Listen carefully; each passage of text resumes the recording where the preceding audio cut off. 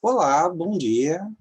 Estamos iniciando agora a nossa aula de Escola Bíblica Dominical da Igreja Presbiteriana Luz do Mundo. Estamos fazendo isso online. Nós estamos falando sobre a criação, sobre tudo aquilo que Deus fez. Estudamos Gênesis 1 e 2, primeiro relato da criação, segundo relato da criação. Se você quiser, ao final deste vídeo, você terá como acessar a série. Esse é o 5º vídeo dessa série. Nós estamos começando o livro de Gênesis. Na verdade, só estudamos os 2 primeiros capítulos até agora, e pretendemos estudar os 50 capítulos e ver quanto esse texto é extraordinário. Você é nosso convidado, nossa convidada, nós queremos orar com você nesse instante. Querido Deus, eu te agradeço, ó Pai, porque a tua palavra é viva, é eficaz, e ela nos ensina, ela nos mostra, ó Pai, aquilo que nós precisamos saber. E nós te agradecemos, ó Pai, pela iluminação que o Senhor estabelece como ação do teu Espírito para nos ajudar a compreender a tua palavra. Eu te peço, ó Pai, que nós possamos, nesse estudo, aprender um pouquinho mais sobre a teologia da criação. Em nome de Jesus, nós colocamos diante de Ti cada vida, cada coração, e te pedimos, ensina-nos, ó Pai, ensina-nos com a Tua palavra. Amém. Meus queridos, em nome de Jesus, é que nós estamos estudando aqui. Eu quero compartilhar com vocês essa tela, quero também deixar bem claro aqui, deixa eu ver, está ok, vocês estão me vendo, está tudo certo. Olha só, nós estamos no 5º estudo, então, da série que nós chamamos de No Princípio. E desta vez, neste 5º estudo, nós vamos fazer um resumo da teologia da criação que Gênesis 1 e 2 me apresentaram. Apenas um esclarecimento: quando a gente fala em teologia, a gente está falando de uma reflexão acerca do que a palavra de Deus diz, e essa reflexão pode ser mediada ou não através de filosofias, de visões de mundo e de tudo isso. Ok. A teologia reformada, ela tem como base a palavra de Deus. Mas há basicamente 2 tipos de teologia. Existe a chamada teologia sistemática e a chamada teologia bíblica.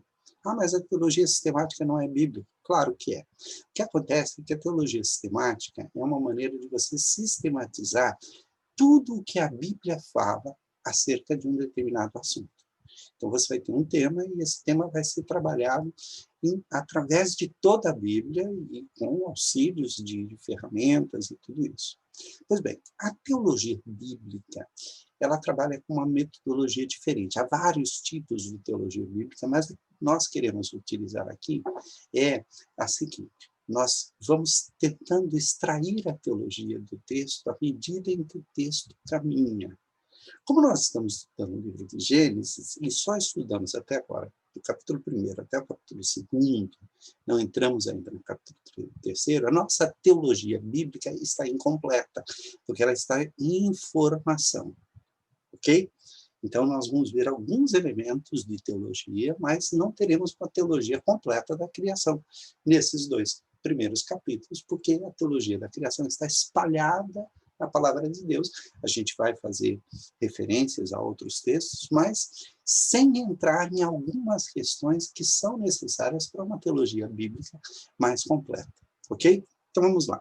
Este texto de Gênesis 1 e 2, eles nos ajudam a entender, a ter uma base da teologia da criação e alguns princípios de antropologia bíblica. Antropologia é o estudo do ser humano, o estudo do ser humano, e essa antropologia bíblica, ela vai nos ajudar a entender um pouco de como a Bíblia vê o ser humano e a humanidade, ok?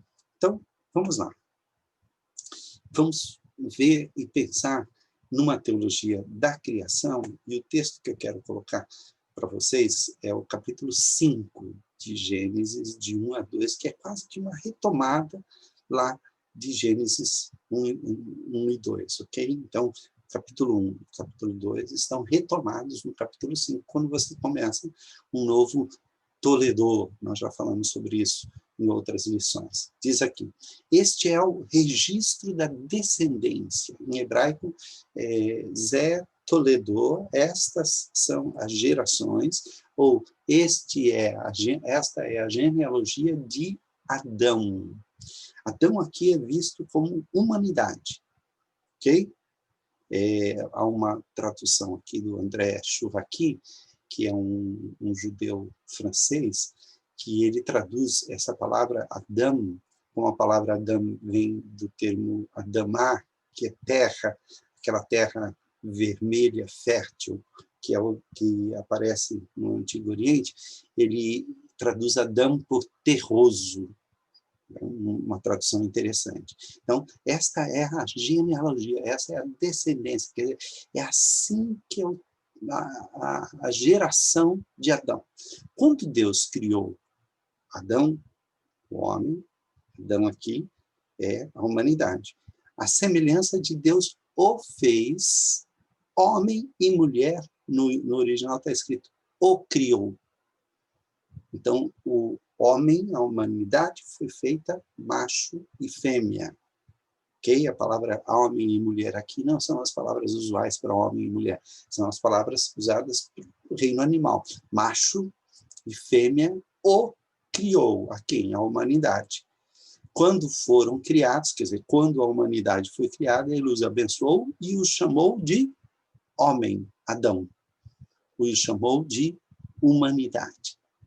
Então, nós temos aqui a criação da humanidade. E algumas questões aí que precisam ser superadas e a gente precisa tomar cuidado. Quando a gente estuda o Gênesis, é muito comum, logo de cara, a gente querer confrontar com a ciência. E eu creio que a verdadeira ciência e a verdadeira teologia não se contradizem. O que aconteceu quando Darwin escreveu A Origem das Espécies? Já outras pessoas haviam questionado a teologia da criação, a criação em 6 dias, e o 7º Deus descansou. Já havia outras questões, mas isso permanecia como um sólido fundamento, até que Darwin lançou uma teoria que explicava como as espécies poderiam ter surgido através de uma evolução natural. Não convém aqui a gente entrar na questão se Darwin era ateu, se não era. Me parece que não era ateu, me parece que ele cria em Deus e tudo isso, mas isso é o de menos. O que a verdade é que hoje existem escritores ateus que tentam combater o teísmo, né? A ideia de que existe um Deus tentando utilizar o evolucionismo. Então, a primeira coisa que a gente tem que entender é o seguinte: logo que começaram a circular as ideias evolucionistas, havia uma maneira filosófica de entender e de tentar eliminar tudo aquilo que não fosse explicado pela ciência. E Deus não pode ser explicado pela ciência. Então, houve uma fase entre os religiosos e os cientistas, chamada fase do confronto. Nessa fase houve debates e tal. Teve até um debate famoso de um bispo na Inglaterra, tal, que os partidários do bispo acham que ele ganhou o debate, os partidários do cientista acham que ele ganhou o debate. Na verdade, acho que os dois perderam o debate, porque os argumentos usados pelo bispo foi o seguinte: bom, se você é descendente de macaco, eu não sou. Se sua mãe é macaca, eu não sou. E o cientista tentando combater com argumentos, e no fim acabou sendo uma questão de ofensas e tal. Durante muito tempo, e ainda existe hoje pessoas que estão nessa fase, pessoas que tentam negar qualquer coisa da ciência. E cientistas que tentam negar qualquer coisa da religião, porque dizem que não, a religião é ultrapassada e tal. Essa fase passou. À medida em que fatos científicos começaram a vir à tona, começaram a aparecer, alguns fundamentalistas simplesmente negam a ciência, não querem saber dessa questão da negação. Ainda existem hoje em dia os chamados negacionistas, que estão causando uma dificuldade muito grande, que nega que que tem pandemia, nega que a Terra é esférica e nega a forma da Terra, a Terra é plana e tal, e tal. Essa fase também foi superada por uma fase de concordismo. Então começou a acontecer o seguinte: não, peraí, os 6 dias da criação corresponde a 6 eras geológicas. Então a gente precisa entender. Quando a Bíblia fala sobre os dragões, está falando que a Bíblia fala, né? Existe um termo lá que pode ser traduzido por dragão, e que, na verdade, a Bíblia traduz por os grandes seres do mar, os grandes monstros marinhos, os grandes e tal. Quando ela fala sobre isso, ela está falando sobre coisas da ciência. Então, tenta encaixar a ciência junto com a Bíblia e faz um encaixe assim meio estranho. Esse grupo, existe um movimento hoje em dia chamado design inteligente, que é muito interessante, porque diz o seguinte: olha, a criação demonstra uma inteligência por detrás, quer dizer, tudo que existe demonstra que tem alguém muito sábio que fez, parece que as coisas funcionam de uma maneira, quer dizer, você encontra um relógio numa praia deserta, no meio do mar, você não vai achar que aquilo ali se fabricou sozinho. Você vai achar que alguém fez e deixou cair ali. Então, esse é chamado argumento cosmológico, que foi desenvolvido por Tomás de Aquino e tal. O Dawkins, no livro Deus, um Delírio, ele tenta desmontar esses argumentos, mas esses argumentos já foram desmontados pelos próprios teólogos. Eles mostram que não é bem assim. Essa fase do concordismo tenta fazer a Bíblia concordar com a ciência, e fazer a ciência concordar com a Bíblia. E há um problema por causa disso. O que eu acho que nós devemos fazer? Nós temos que pensar que a Bíblia está falando de teologia, ela fala numa linguagem para as pessoas da sua época, e esta linguagem é a linguagem que as pessoas da sua época entendem. A Bíblia não está preocupada em ensinar ciências. A Bíblia não está preocupada em ensinar como o universo foi feito nas noções científicas dos dias atuais. Até porque as pessoas não iriam entender. E a ciência está preocupada em criar teorias, em buscar fatos. A verdadeira ciência sempre vai caminhar e vai descobrir coisas novas. E que a Bíblia não está falando. Tá entendendo? A Bíblia diz que a Terra é redonda. Não, em nenhum lugar a Bíblia diz que a Terra é redonda. Os textos que são usados fora de contexto e tal. Até porque não é essa a importância da Bíblia. Então, vamos lá. Quando a gente trabalha com texto bíblico, nós estamos trabalhando com uma maneira de ver o mundo daquela época em que o texto foi escrito. E essa maneira é uma maneira que é muito parecida com este esquema que você está vendo aqui, né? A ideia que se tinha é que a Terra estava fundamentada sobre fundamentos sólidos que iam até o grande abismo que ficava lá embaixo. Esse grande abismo ele se manifestava através dos mares ao redor da Terra. Não se tinha a ideia de uma Terra redonda, nem esférica. Isso vai aparecer só lá com Erastótenes, que mediu a curvatura da Terra e tal, mas isso lá na Grécia. Na Mesopotâmia, lá no Fértil Crescente, que pega tanto a Mesopotâmia quanto a Israel e chega a pegar até o Egito e tal, a noção era de que o firmamento ele estava baseado em 2 colunas, né? E essas colunas dividiam águas que ficavam em cima e águas que ficavam embaixo. Havia aqui um espaço onde o Sol, a Lua e as estrelas estavam fixadas no firmamento, a Terra estava aqui, Deus habitava o céu dos céus, então é o chamado terceiro céu. Então, é os céus dos céus, né? Você tem os céus, que por ser azul, ou às vezes esverdeado e tal, reflete a cor do mar, então eles imaginavam que havia águas ao redor, e nós temos aqui as janelas dos céus que foram abertas durante o dilúvio. Essa noção não atrapalha a gente entender por quê. Qual é a preocupação? Isso aqui não é ciência. Isso aqui era uma maneira como os povos viam, e se você tentasse explicar a Terra de uma maneira diferente do que os povos entendiam, as pessoas não iriam entender. Então a Bíblia está muito mais preocupada não com as cosmogonias dos povos, embora utilize de linguagem muito semelhante a essas cosmogonias. O que é importante para a Bíblia? A teologia.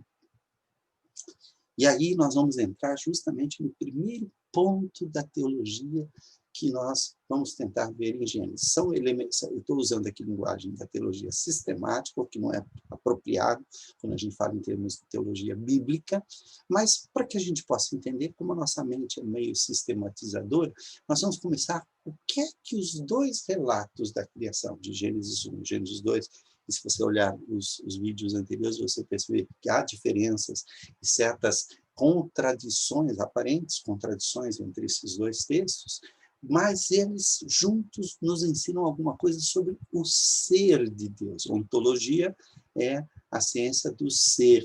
Teontologia é o ser de Deus, porque os atributos invisíveis de Deus, assim o seu eterno poder, como também a sua própria divindade, claramente se reconhecem desde o princípio do mundo, sendo percebido por meio das coisas que foram criadas. Então, a criação nos mostra os atributos invisíveis de Deus.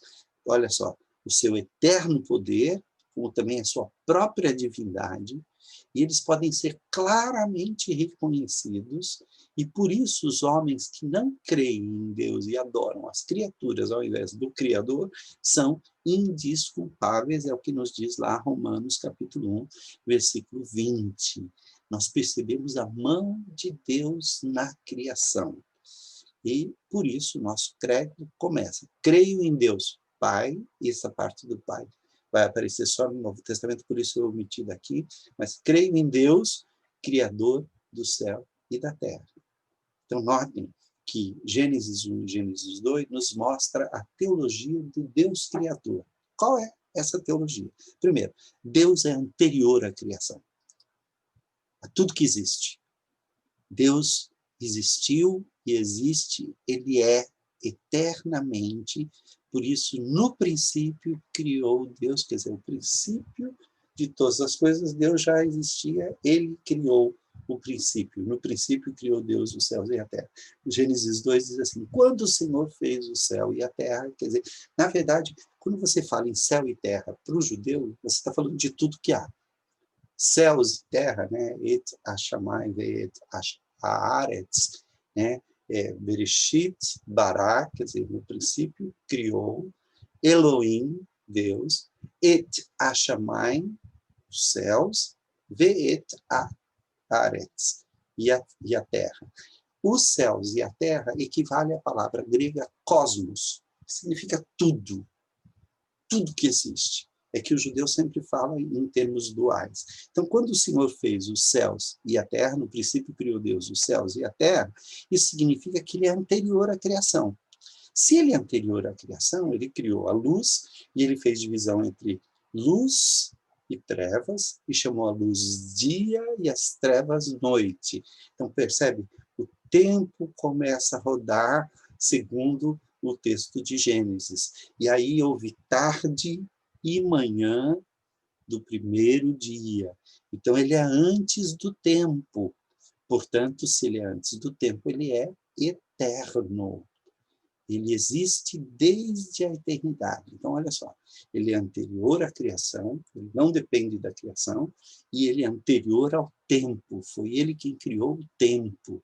Para os gregos, tempo é um deus, Cronos, que é identificado com Saturno, e o que o texto de Gênesis 1 e 2 nos diz é que tudo aquilo que os outros povos chamam de deuses não são deuses, são coisas, são conceitos, são criação. Então, Deus criou o tempo. Deus é anterior ao tempo. Deus é eterno. Deus é anterior à criação. Ele é onipresente, ele estava antes, ele era, ele é antes. Ele é o único sujeito da criação. Não existe outro sujeito na criação. A criação é objeto. Então, portanto, tudo existe porque ele fez. Não há outros deuses com os quais ele luta, ele briga. Então, é uma pena que a gente não tem tempo de estudar aqui as cosmogonias babilônicas, o Enuma Elish, que conta, é muito parecido com Gênesis, só que ao invés, tudo aquilo que aparece no Gênesis como coisa criada, no Enuma Elish aparece como um deus que briga, que vai, que luta, que não sei o quê. Isso tudo é apagado com o texto de Gênesis. Por quê? Porque o texto de Gênesis não é mitologia. E o texto de Gênesis utiliza uma linguagem mitológica, aparentemente mitológica, para acabar com a mitologia, para dizer, não existem outros deuses, não há outros deuses. Ele é soberano, ele fala que as coisas acontecem. Ou então ele molda e sopra e passa a haver vida, ele planta e passa a nascer. Então, ele é o criador da vida, ele ordena e tudo se faz. Ele molda, ele planta e, portanto, ele é soberano sobre todas as coisas. Ele tem o controle absoluto de todas as coisas. Ele também é transcendente. A gente percebe isso principalmente em Gênesis 1, porque ele parece que está fora da criação, então ele diz assim, haja luz, e surja isso, e faça-se aquilo. Praticamente ele não põe a mão em Gênesis 1. A ideia é transcendência, ele está para além da criação. Ele não depende da sua criação. Ele não é a sua criação. A sua criação não emana dele, não é um pedaço de Deus, como no Enuma Elish, por exemplo, um pedaço do dragão primordial dividido e forma as montanhas, e forma outro pedaço, o sangue de um Deus é usado para criar o homem, não sei o quê. Não, não, não, nada emana de Deus, porque se emanasse, nós estaríamos falando de panteísmo. Não, aquilo surge do nada ou daquilo que já tinha sido criado antes. Nós temos a palavra bará, aparecendo 4 vezes em Gênesis 1, e bará é uma palavra muito específica para dizer, olha, cria-se de algo que não existe. Depois que ele criou tudo, ele começa a dar forma às coisas, e aí a palavra bará, que é criar, não é usada mais, é formou Deus e fez Deus, e separou Deus. Então, nós vemos esse movimento de Deus, de sua transcendência. Ele está presente em tudo, mas sem depender das coisas. Por isso, ele é onipresente. Ele olha a sua criação de um ponto de vista de onipresença. Ele está olhando como se tudo estivesse ali sob a sua vista, debaixo do seu controle. Ele não precisa dar uma olhada do lado para ver do outro lado como é que é, não, ele vê tudo ao mesmo tempo. Por isso, ele é onipresente. Ele é imanente. A imanência de Deus significa que Deus se relaciona com a sua criação, ele convive com a sua criação. Ele está presente, ele se manifesta através da criação. Embora ele seja totalmente transcendente, ele também é totalmente imanente, e aí a transcendência e a imanência de Deus, que são coisas que são aparentemente contraditórias, são estabelecidas nos 2 relatos da criação. O primeiro é um relato mais transcendente, o segundo é um relato mais imanente. É por causa da sua imanência que a sua marca está presente em tudo. Lembra que diz os céus manifestam a glória de Deus, o firmamento anuncia as obras das suas mãos. Um dia anuncia outro dia, uma noite revela conhecimento a outra noite. Então, essa manifestação de Deus, ó Senhor, Senhor nosso, quão magnífico em toda a terra é o teu nome, pois expuseste nos céus a sua majestade, da boca de pequeninos e crianças pequenas de peito, suscitaste força. Deus está presente no macro, no enorme, no incomensuravelmente grande, que é o universo, e naquilo que é pequeno, naquilo que é incomensuravelmente. Nós poderíamos, talvez hoje, ler esse salmo, não pensando na criancinha, que é talvez a coisa mais frágil dentro da criação de Deus, mas pensando nos átomos, nas coisas subatômicas. Deus está presente em tudo isso. A marca da sua presença é a sua imanência, ao mesmo tempo que ele é totalmente transcendente. A única religião que acredita num Deus que é totalmente imanente, totalmente transcendente, é o cristianismo e o judaísmo. Até o islamismo, que deriva do judaísmo, o Deus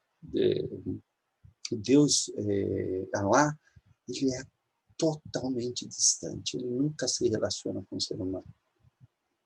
Ele não se concebe que ele pudesse também se fazer homem, como no caso da teologia bíblica. Ok? Bom, vamos lá. A criação de Deus, então, ela pode ser vista, nós estamos falando, já falamos da teontologia, do ser de Deus. O que é que os relatos de criação nos ensinam sobre o ser de Deus? Qual é a teologia que nós depreendemos destes dois textos? Agora nós vamos ver qual é a teologia da criação. Então, há uma separação muito clara entre criador e criatura. Deus é o criador e tudo mais é criatura. Quem és tu, ó homem, para discutires com Deus? Porventura pode o objeto perguntar a quem o fez? Por que me fizeste assim? Está lá em Romanos também. Então, notem, nós temos isso muito claramente estabelecido nos dois primeiros capítulos. Quem é o Criador e o objeto da criação, que é tudo que foi criado, incluindo o ser humano. Outra coisa é que o texto de Gênesis 1 e de Gênesis 2 nos mostra que todas as coisas foram criadas de uma maneira que elas podem se reproduzir, que elas podem se multiplicar, que elas podem se espalhar. Existe um processo de manutenção da natureza que foi criado junto com a natureza. É como se nós disséssemos, Deus criou a natureza com leis naturais que, graças a isso, a gente pode estudar a ciência. Se não houvessem leis naturais, a ciência não poderia existir. Então, essa teologia, os primeiros cientistas, eles acreditavam numa ordem do universo. O universo tem uma ordem, e as coisas, eles estavam procurando as leis do universo. Se há uma lei, há um legislador. Então, a ideia é, você não consegue fazer ciência se você acha que as coisas acontecem por magia e por tal, porque não existe ciência na magia. Mas, na criação, existe uma manutenção da criação.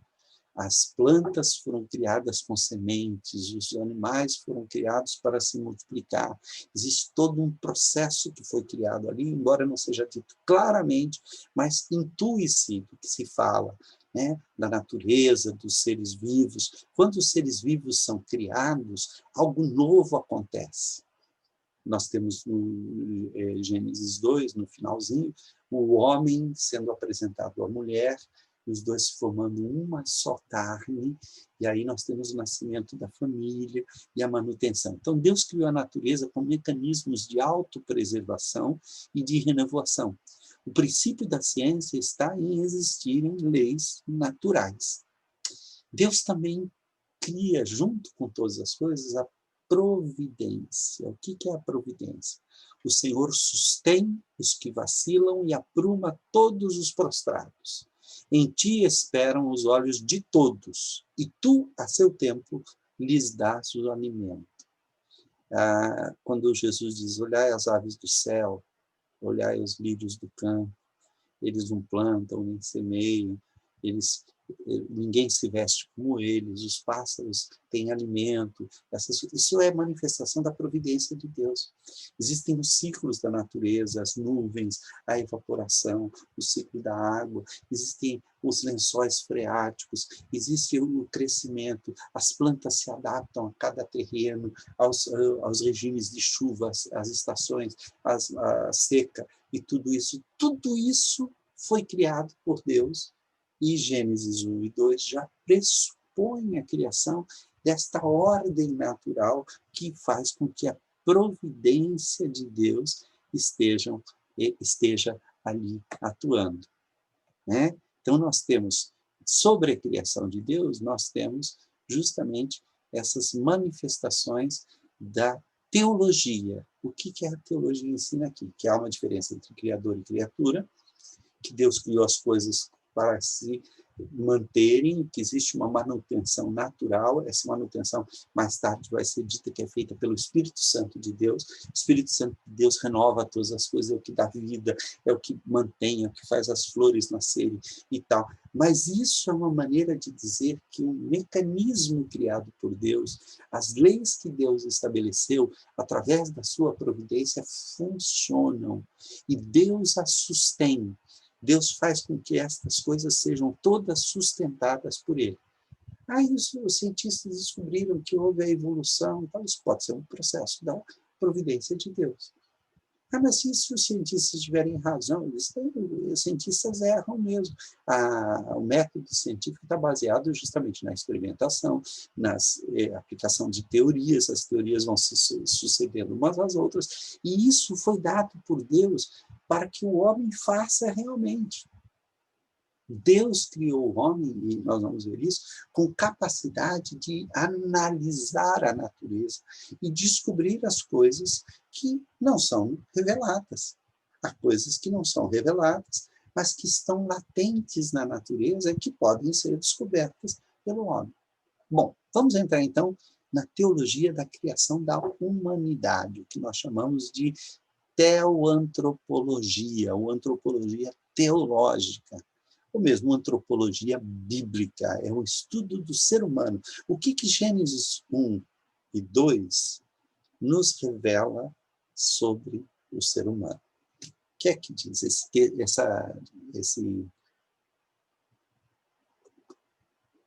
afresco que foi pintado por Michelangelo, lá no teto da Capela Sistina, mostra aqui, né? Deus, os anjos aqui segurando Deus como se ele precisasse, né, para poder estar sobrevoando, o homem sendo criado por Deus e Deus quase tocando o dedo do homem, passando-lhe a faísca divina, né? O homem está aqui num estado de inocência, tudo isso aqui é uma representação muito interessante, mas que nós vamos ver se Gênesis concorda com essa interpretação de Michelangelo. Olha só, vamos lá, antropologia teológica. Então, a primeira coisa da antropologia teológica, a gente encontra em Gênesis 5:1. Também poderíamos encontrar em Gênesis 1:1 ou Gênesis 2:4. Quando Deus criou a humanidade, a semelhança de Deus o fez. Gênesis, na verdade, 1:26 e 27, diz assim: façamos, pois, o homem a nossa imagem, conforme a nossa semelhança. Essa é a teologia da imagem e semelhança de Deus, da imago Dei. A imago Dei. Deixa eu fazer uma coisa aqui, só que isso era para ter sido feito na hora certa. Eu vou apenas colocar aqui, para que a gente não tenha todas as informações de uma vez e a gente possa fazer. Ok, está aqui. Então, a primeira coisa é que a humanidade foi criada à imagem de Deus. O que é isso? A palavra imagem que aparece em Gênesis é uma palavra muito interessante, porque é a mesma palavra para ídolo. É como se ídolo é uma representação daquilo que existe, é uma representação feita por alguém. Deus proíbe que se faça ídolos. Deus proíbe, não farás para ti imagem de escultura, nem semelhança alguma. Então, ele usa a palavra imagem e semelhança, que foi feita e usada para Deus. Mas por que Deus pode fazer algo, a sua imagem e a sua semelhança, e o ser humano não pode? Por uma questão simples, o ser humano é criatura e Deus é o Criador. Deus é o único capaz de fazer uma imagem de si mesmo. Algo que o represente de maneira a mais perfeita possível. O ser humano não consegue. O ser humano não consegue fazer uma imagem de um animal, uma imagem de uma divindade. Ele confunde as coisas. Ele toma a criatura como criador. Então, Se existe uma imagem que deve existir e que deve ser respeitada pelo ser humano, uma imagem de Deus, é o próprio ser humano. É por isso que aqui a gente já tem o princípio do segundo grande mandamento ensinado por Jesus. Amarás, pois, o Senhor teu Deus de todo o teu coração, de toda a tua força, de toda a tua inteligência, e ao próximo como a ti mesmo. Presta atenção. João vai dizer que se você não ama o teu próximo, a quem vê, você não pode amar a Deus a quem não vê. Porque Deus se deixa demonstrar, se deixa mostrar no ser humano. Por quê? O ser humano é a imagem e semelhança que Deus fez de si mesmo. Então, nós devemos respeitar a imagem de Deus no ser humano. Nós vivemos uma vida plena com Deus se nós aprendemos a respeitar o nosso próximo, quem vive perto da gente. E aí, então, você tem, quando Deus criou a humanidade, a semelhança de Deus o fez. A partir dessa teologia, desse princípio teológico, antropológico, de que o homem é a imagem de Deus, nós vamos ter aí a teologia dos atributos de Deus. Por exemplo, Deus tem seus atributos, aquilo que faz parte do seu ser. Alguns atributos ele comunica aos homens, os atributos chamados comunicáveis.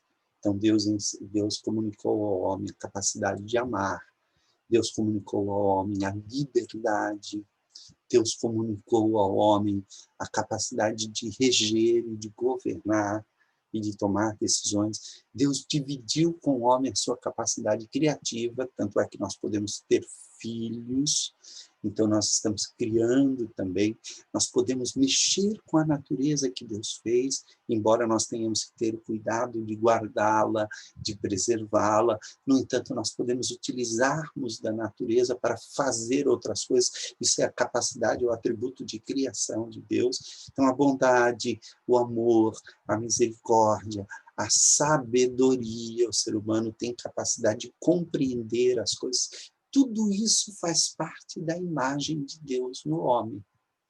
E isso é estabelecido já em Gênesis 1. Outra coisa, a humanidade foi criada como ser espiritual. O homem, a humanidade, é um ser espiritual. Como é que a gente sabe disso? Em Gênesis 1, diz que Deus criou o homem à imagem e semelhança de Deus. Como Deus é espírito, a gente pode imaginar que a espiritualidade de Deus também foi transmitida. Mas isso não está claro em Gênesis 1. Em Gênesis 2, diz que Deus formou o homem do pó da terra. Então nós temos aí o que é material no homem. E Deus soprou. E o soprar de Deus é o Espírito de Deus. Então Deus soprou no homem e o homem passou a ser uma alma que vive. A nossa tradução traz ser vivente. Em hebraico é nefesh, que é a alma, o fôlego, hayá, que está vivo.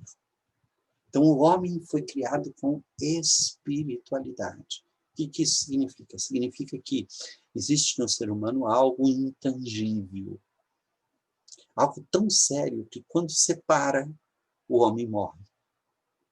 Aí, mas alma, espírito, corpo, isso tudo é besteira, que depois foi tentativa de tentar entender e tal. Nesse momento aqui, o que a Bíblia está dizendo é que o ser humano foi criado com espiritualidade, com capacidade de se relacionar com dois mundos, com o mundo dos céus, da eternidade, e com o mundo humano.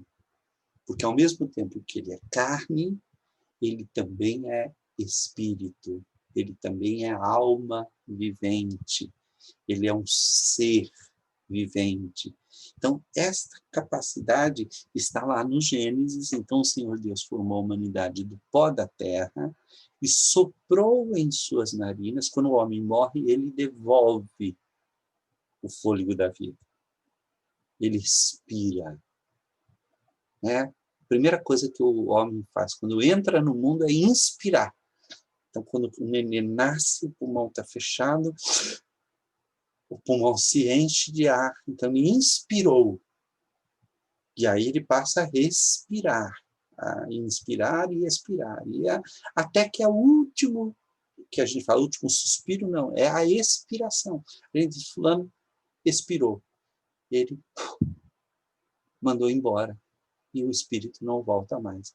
Então, embora isso seja simbólico, claro que aquilo que sai do ser humano quando ele morre não é só o vento, mas tecnicamente é como se a parte espiritual do homem deixasse o corpo. E o corpo começa a se deteriorar e a apodrecer.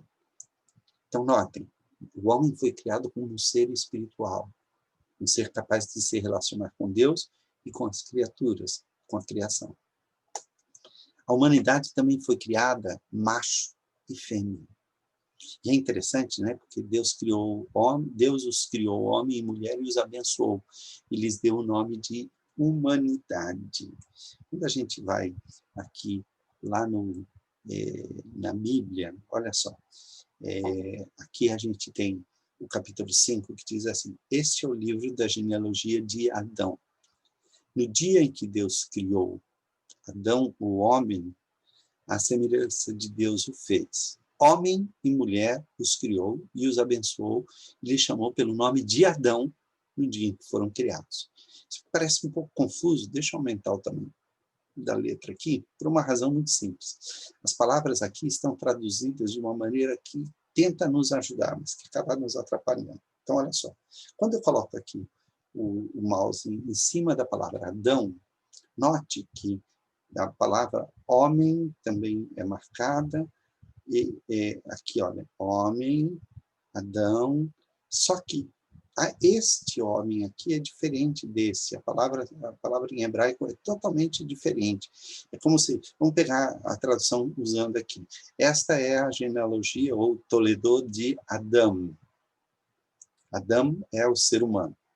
No dia em que Deus criou Adão, o ser humano, ou a humanidade, a semelhança de Deus o fez. Macho e fêmea o criou. Aqui não está no plural. Esse plural aqui é porque se é macho e fêmea, então os criou. Mas em hebraico está. Adão foi criado macho e fêmea, quer dizer, em 2 gêneros. E o abençoou a quem? A humanidade, e lhe chamou pelo nome de humanidade, de Adão, no dia em que foram criados. A partir do versículo 3, Adão já é o nome próprio do macho da espécie. Porque em Gênesis 3, ele dá o nome para a mulher de Eva, que significa mãe. Então, o que esse texto aqui está dizendo é que a humanidade foi criada em 2 gêneros. E esses 2 gêneros são a base da sociedade humana. Quando eles se unem, eles formam uma família. E ao se unirem para formar uma família, eles dão continuidade ao mandato de Deus. Por último, a humanidade foi criada com liberdade. Tomou, pois, o Senhor Deus ao homem e o colocou no jardim do Éden para o cultivar e guardar. E o Senhor Deus lhe deu esta ordem: de toda árvore do jardim comerás livremente. Então, o ser humano foi criado livre. Depois nós vamos estudar o que é o livre-arbítrio e o porquê que o ser humano perdeu quando nós estudarmos o pecado. Tá ok? Mas o ser humano foi criado com liberdade, que é um atributo de Deus. Então, notem, a teologia sobre o homem, ou a antropologia teológica, diz que nós fomos criados à imagem de Deus, então nós temos os atributos de Deus, nós fomos criados como seres espirituais, nós fomos criados em 2 gêneros e fomos criados com liberdade. Há outras coisas também, mas eu creio que esses são princípios importantes de uma antropologia teológica. Por fim, Deus criou a humanidade para nos tornar cooperadores. Um texto que diz assim, o Salmo 8, né? O Salmo 8 é fantástico, né? Ele diz o seguinte, espera um pouquinho só antes disso, vamos dar uma olhada aqui no Salmo 8. Ele fala uma coisa que sempre me espantou. O Salmo de número 8 diz assim, né? Ó Senhor, Senhor nosso, quão magnífico em toda a terra é o teu nome. Pois expusestes nos céus a tua majestade, da boca dos pequeninos e crianças de peito, suscitaste força por causa dos teus adversários, para fazeres ser o inimigo e o vingador. Então, Deus criou o macro e criou o micro. Quando contemplo os teus céus, obra dos teus dedos, a lua e as estrelas que estabeleceste, que é o homem, que dele te lembres, e o filho do homem que o visites. Fizeste-o, no entanto, por um pouco menor do que Deus, e de glória e de honra o coroaste. Então, existe uma realeza no homem. Isso não aparece em Gênesis 1 e 2, mas essa realeza existe. Deste-lhe domínio, e aí está o princípio da realeza, sobre as obras da tua mão, e sobre seus pés tudo lhe pusestes, ovelhas e bois todos, e também os animais do campo, as aves do céu e os peixes do mar. Note a ordem da criação. E tudo que percorre a senda dos mares. Ó Senhor, Senhor nosso, quão magnífico em toda a terra é o teu nome. Então, quando Deus criou o homem, Deus dividiu com o ser humano, com a humanidade, o seu governo. Ele criou o homem para ser um cooperador, para ser um regente adjunto, para exercer o domínio sobre a criação em nome de Deus e em obediência a Deus. E aí, então, entram aquilo que nós chamamos em teologia de mandatos. O mandato espiritual, que era o mandato da obediência.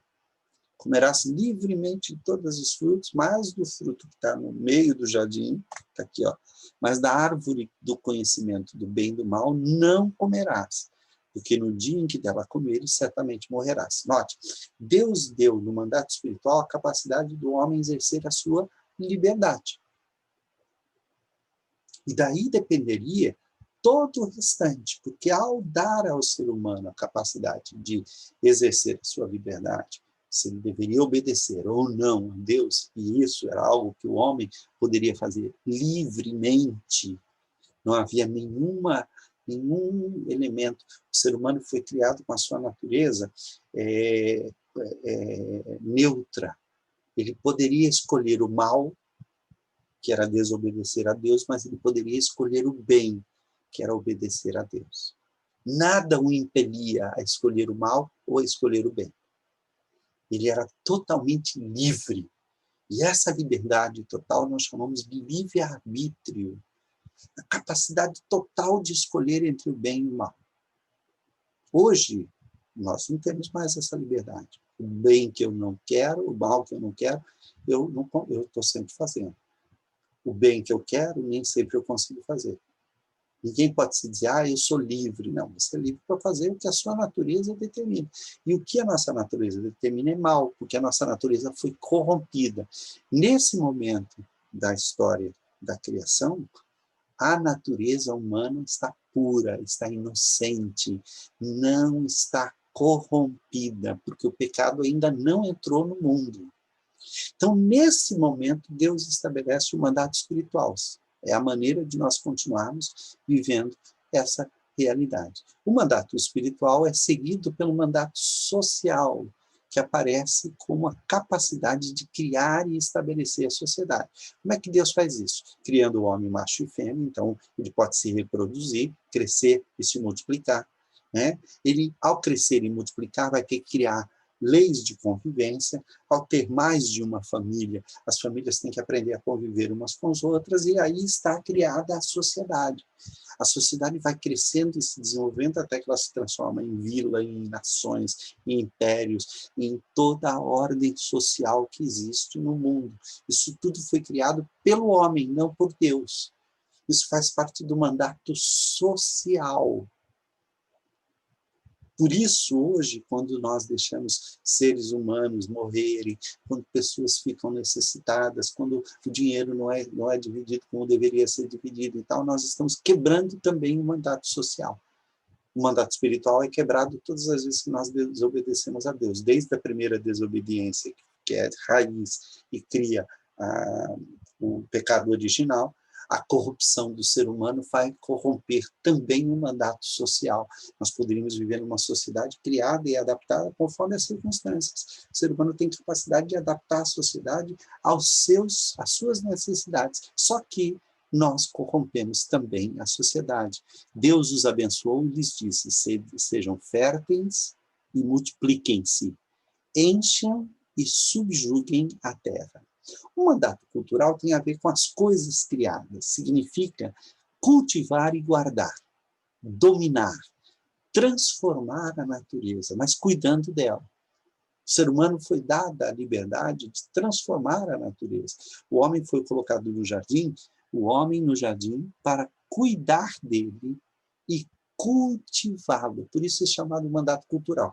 Toda a produção do ser humano, tudo que o ser humano criou até hoje, faz parte do mandato cultural. Desde as lavouras até os computadores, até todo conhecimento humano está baseado nesse mandato cultural, que, infelizmente, também foi corrompido pelo pecado. Então, a regência da criação diz isso, né? Que é o homem que dele te lembres, e o filho do homem que o visites. Fizeste-o, no entanto, por um pouco menor do que Deus, e de glória e de honra o coroaste. Então, nós temos um papel de realeza. Nós somos os reis e as rainhas que Deus colocou. Por isso o casamento parece um casamento real, né? Todos os casamentos parecem assim, a noiva parece uma princesa, o noivo parece o rei, há o casamento que foi estabelecido no Jardim do Éden. Com isso, a gente vai entender lá, o Salmo 8 que fala isso, né? A gente vai entender uma coisa muito importante. Olha só, o mandato espiritual, ele governa o mandato social e cultural. Então, toda a sociedade criada por Deus deveria estar baseada na obediência. Toda a sociedade criada pelo homem deveria estar baseada na sua obediência a Deus. Esta sociedade precisa criar coisas e cultura, criar objetos, criar instrumentos, criar coisas. Então, ela vai ter que mexer com a natureza. Se o ser humano vivesse esses três mandatos, debaixo do mandato espiritual de Deus, da regência subordinada a Deus, nós teríamos um governo sobre a criação, mas um governo de cooperadores de Deus, e não de inimigos de Deus. Por fim, o texto diz que tudo foi criado perfeito. Olha só, o ser humano exercendo um mandato cultural, mandato social sobre o universo criado, ele construindo coisas, ele limpando, ele regando, ele cuidando, ele plantando. O mundo seria um eterno jardim do paraíso. Mas, né, nós sabemos, tudo foi criado perfeito. Viu Deus tudo quanto fizera, e eis que era muito bom. E houve tarde e manhã o sexto dia. O problema é o seguinte: o que aconteceu com essa perfeição que Deus criou? Nós vamos saber isso estudando o capítulo 3 de Gênesis. Como o pecado entrou no mundo. Até a semana que vem. Que Deus te abençoe. Espero que essa lição tenha esclarecido muita coisa para você. Que você tenha sido muito abençoado através da leitura da palavra de Deus. Que Deus te abençoe e até daqui a pouco. Se você quiser, eu tenho a impressão que já deve estar aqui colocada a lição anterior, a lista com todas essas lições sobre no princípio. Qualquer coisa, procura no YouTube ou no próprio Google, você coloca assim, Evaldo Beranger, que é o meu nome, e está escrito aqui no cantinho, né, Evaldo Beranger, coloca assim, no princípio, Gênesis, e você vai encontrar os estudos a respeito desse assunto. E Deus há de te abençoar muito, em nome de Jesus.